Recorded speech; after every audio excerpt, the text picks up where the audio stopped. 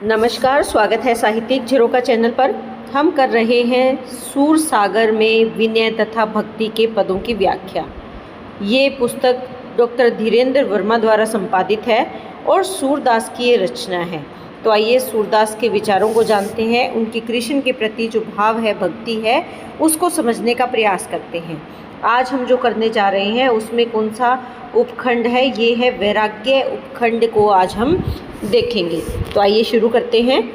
देखिए यहाँ पर सूरदास जी क्या कहते हैं, ताते से ये श्री जदुराई, इसीलिए ताते यानी इसलिए से ये सेवा करनी चाहिए किसकी? जदुराई। जदुराई कौन है? श्री कृष्ण है। कि हमें इसीलिए श्री कृष्ण की सेवा करनी चाहिए क्योंकि संपत्ति विपत्ति, विपत्ति ते संपत्ति। अगर संपत्ति है तो विपत्ति भी आएगी, अगर विपत्ति है तो संपत्ति भी आएगी। अर्थात कहने का भाव क्या है कि अगर हमारे जीवन में सुख है तो दुख का आगमन भी निश्चित है, और अगर दुख है तो सुख भी आएगा। आज अगर कोई धनवान है तो उसे गरीबी का सामना भी करना पड़ेगा, और अगर कोई गरीब है तो उसके जीवन में संपत्ति का आगमन भी या धन का आगमन भी होगा। देह को यह सुभाए, देह यानी शरीर का यही स्वभाव है, यानी मानव जीवन का यही घटनाक्रम है कि आज अगर सुख है तो कल दुख का आगमन निश्चित है। बिल्कुल वैसे ही तरुवर फूले, जैसे पेड़ फूलता है, फरे फलता है, और एक समय आता है जब उसमें पतझड़ आ जाता है। अपने काल ही पाए, काल ही यानी समय के अनुसार, अपने ही समय के अनुसार उसमें ये परिवर्तन आता है। एक पेड़ पर पहले फूल आते हैं, फिर फल आते हैं, और फिर पतझड़ का समय भी आता है। सारा पत्ते, फूल, फल सब कुछ झड़ जाते हैं, समाप्त हो जाते हैं, पेड़ भी बिल्कुल वीरान हो जाता है। बिल्कुल वैसे ही मानव के जीवन में भी उतार चढ़ाव आना निश्चित है। सरवर नीर भरे, एक और उदाहरण यहाँ पर दिया है उन्होंने। सरवर, सरवर यानी तालाब में नीर भरे, पानी भर जाता है, भरी उमड़े और भरकर उमड़ घुमड़ करने लगता है। अर्थात वही पानी बाहर की ओर बहने का प्रयास करने लगता है, लेकिन एक समय ऐसा आता है सूखे खे उड़ाई। खे होता है मिट्टी, खे से तात्पर्य यहाँ पर क्या है? मिट्टी। कि जब सूख जाता है तो मिट्टी उड़ती है। कब यानी तालाब में भी परिवर्तन निश्चित है। एक समय ऐसा होता है जब वो भरा पूरा रहता है, पानी उमड़ घुमड़ करता है, पानी बाहर की तरफ आने का प्रयास करता है, लेकिन उसी भरे पूरे तालाब का एक समय ऐसा आता है जब वो बिल्कुल सूख जाता है और उसमें से मिट्टी उड़ने लगती है। दुतिया चंद बढ़त ही बाढ़े, घटत घटत घट जाए। दुतिया, दुतिया यानी दूज का चांद बढ़ते बढ़ते बढ़ जाता है, अर्थात पूर्णिमा तक पहुंच जाता है। घटत घटत, और जब वो घटने लगता है घटी जाए, और वो घट जाता है, अर्थात अमावस भी आती है। सूरदास संपदा आपदा, संपदा यानी सुख, आपदा यानी विपत्ति, जिन्हीं को पतियाई। पतियाई का मतलब होता है भरोसा करना, विश्वास करना। तो यहाँ पर सूरदास जी कहते हैं कि हमें इसी जीवन पर भरोसा करना चाहिए कि आज सुख है तो कल दुख निश्चित है।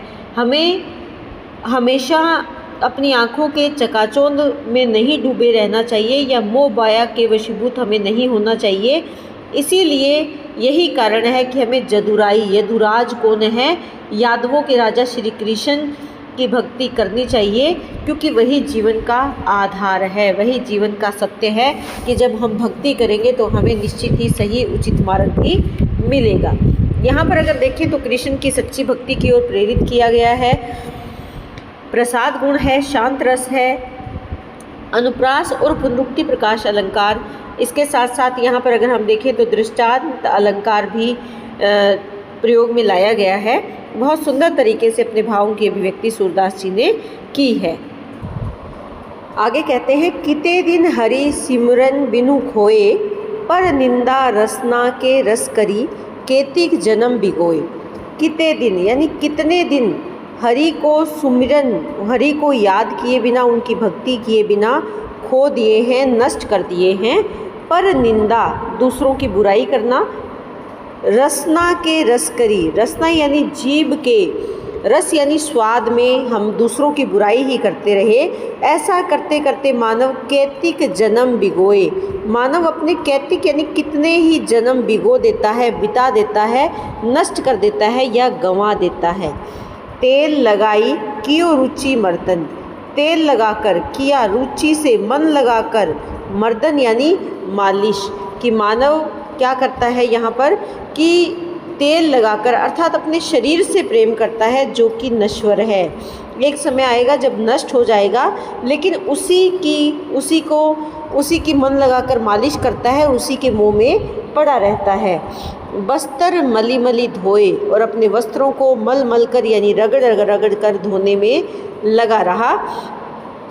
तिलक बनाई चले स्वामी, और अपने माथे पर तिलक लगाकर वो क्या बन गया, स्वामी बन गया। विषयनी के मुख जोए, विषयनी यानी जो विषय वासनाएं हैं उनका मुख देखता रहा, उनके लोभ में फंसा रहा। विषयनी यानी जो विषय वासनाएं हैं, लोभ है, लालच है, काम है, वासनाएं हैं, इन सब में वो उलझा रहा। ये उसने कभी नहीं सोचा, उसने कभी विचार नहीं किया कि ये विषय वासनाएं क्षणभंगुर है, समाप्त हो जाएगी। समय के साथ ये शरीर समाप्त हो जाएगा, समय के साथ ये वस्त्र फिर से मैले हो जाएंगे। तिलक लगाने से कोई स्वामी नहीं बन सकता, और विषय वासनाओं में अगर पड़ा रहेगा तो उसका जीवन एक समय आएगा जब बिल्कुल बेरंग हो जाएगा, अर्थहीन हो जाएगा। ऐसा उसने विचार भी नहीं किया। काल बलीते सब जग कांप्यो, ब्रह्मादिक हूँ रोए। काल, काल यानी मृत्यु, मृत्यु बहुत बड़ी बहुत बड़ी है, बली यानी बलवान है। सब संसार उससे कांप्यो, कांपता है। यहाँ तक कि ब्रह्मादिक, ब्रह्मा जैसे देव तथा अन्य जो वीर शूरवीर हैं वो भी उसकी मृत्यु के डर से रोते हैं, कांपते हैं। सूर अधम की कहो कौन गति, सूरदास जी कहते हैं मैं तो इनके सामने कुछ भी नहीं, मैं तो एक बहुत बड़ा पापी हूँ। अधम यानी पापी, मेरी यहाँ क्या गति होगी, मैं तो उदर भरे परि सोए, पेट भरता हूँ और सो जाता हूँ। तो यहाँ पर वो क्या कहते हैं, अपने आप को समर्पण देते हैं किसके प्रति, श्री कृष्ण के चरणों में, कि मैं तो पेट भरकर सोने वाला एक मूर्ख व्यक्ति हूँ। कहने का भाव यहाँ पर क्या है कि ऐसे नीच और मूर्ख व्यक्ति की रक्षा कौन कर सकता है, केवल भगवान ही कर सकता है। क्योंकि काल यानी मृत्यु बहुत बलवान है, उसकी शक्ति का सामना करने का सामना करने की जो ताकत है वो सूरदास जी कहते हैं कि मुझ में नहीं है।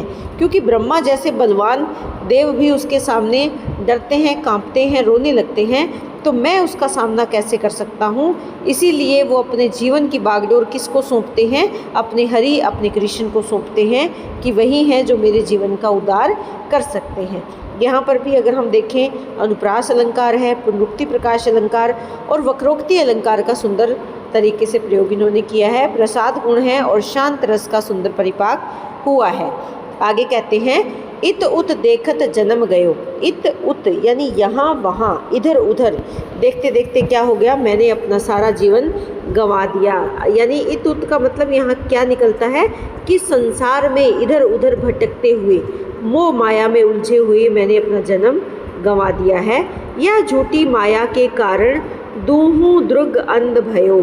इस संसारिक झूठी माया के कारण ही दूहू यानी दोनों, दृग यानी आँखें, अंधी हो गई है। अर्थात आँखों पर किसका पर्दा पड़ गया है, मोह माया का पर्दा पड़ गया है। जन्म कष्ट तय मातु दुखित भई।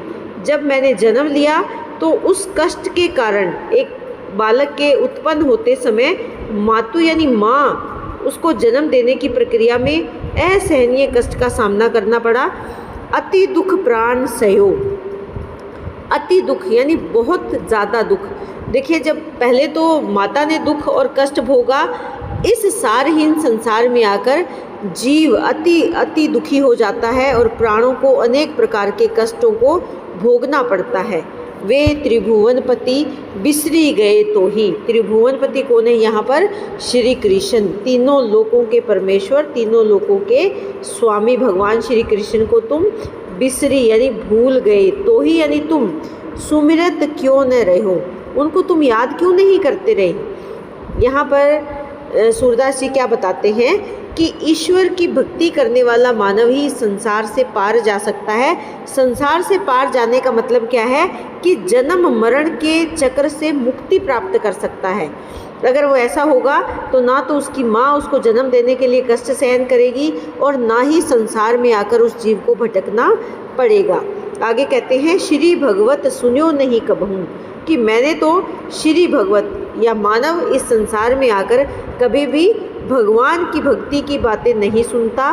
बीच ही भटकी मरियो, इस संसार में बीच में ही भटकता रहता है, अर्थात मोह माया और जन्म मरण के चक्कर में फंस जाता है और यहीं भटकते भटकते वो एक दिन इस संसार से चला जाता है या दोबारा से जन्म लेने के लिए मृत्यु को प्राप्त हो जाता है। सूरदास कहे सब जग बुझो, जुग जुग भगत तो। सूरदास जी कहते हैं कि ये जो सारा संसार है, इस संसार रूपी सागर से कैसे पार निकला जा सकता है? केवल भगवान की भक्ति से ही। लेकिन सब जग सारा संसार बूढ़ियो है, यहाँ पर थोड़ी टाइपिंग मिस्टेक है, बूढ़ियो यानी डूब गया है, जुग जुग भक्तों तय। तो यहाँ पर क्या कह रहे हैं, सारा संसार डूब गया है, नष्ट हो गया है और संसार में प्रत्येक युग में प्रत्येक समय में यही घटनाक्रम चलता रहता है। लेकिन यहाँ वो क्या कहते हैं कि केवल भगवान के भक्त ही हैं जो इस संसार से पार उतर सकते हैं, बाकी सब मानव जीवन मरण के चक्र में ही उलझे रहते हैं।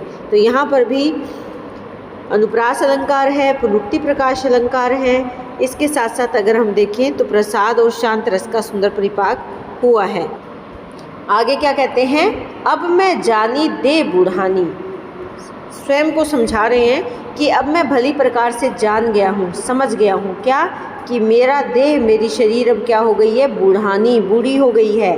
शीस पाऊँ कर कयो न मानत, शीस यानी सिर, पैर, कर यानी हाथ, कहना नहीं मानते, अर्थात शरीर के अंग अब उसके वश में नहीं है, वो भी कांपते रहते हैं, उसके कहने के अनुसार उनसे अब कार्य नहीं होता। तन की दशा सिरानी, तन यानी शरीर की दशा भी, सिरानी का मतलब होता है बिगड़ गई है, शरीर की दशा भी अब बिगड़ गई है। आन कहत आने कही आवत, नैन नाक बहे पानी। आन कहत से तात्पर्य यहाँ पर क्या है,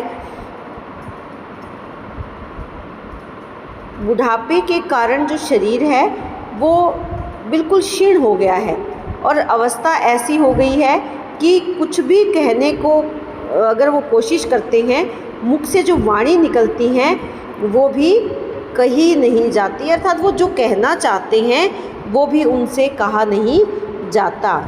नैन नाक, आँखों में और नाक में क्या हो रहा है, पानी बहता रहता है।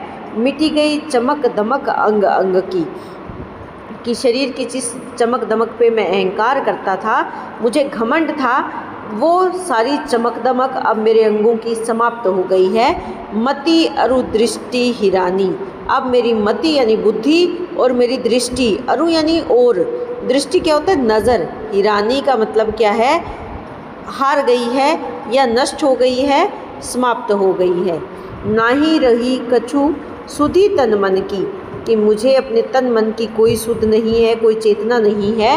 भई जो बात बिरानी, जो बात थी वो अब बिगड़ गई है, कि जो मेरे शरीर में कांति थी, जो मेरे शरीर में चमक थी, वो बिगड़ गई है, समाप्त हो गई है, ख़त्म हो गई है, फीकी पड़ गई है।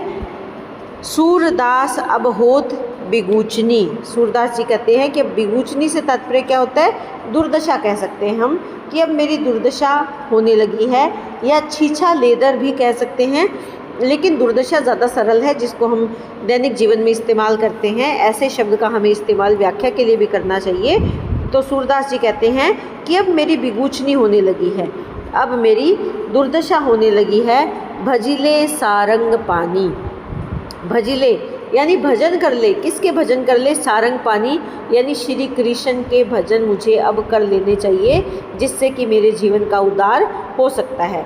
तो यहाँ पर कवि ने वृद्धावस्था में जो मानव की दुर्दशा हो जाती है, जो उसकी शारीरिक चमक, उसकी क्षमता क्षीण हो जाती है, उसका बड़े सुंदर तरीके से चित्रण किया है। इसके साथ साथ ब्रज भाषा है, प्रसाद गुण है, हम देख रहे हैं कि शांत रस का सुंदर परिपाक है, अनुप्रास, पदमैत्री या पुनरुक्ति प्रकाश अलंकार का बहुत सुंदर तरीके से यहाँ पर इस्तेमाल हुआ है।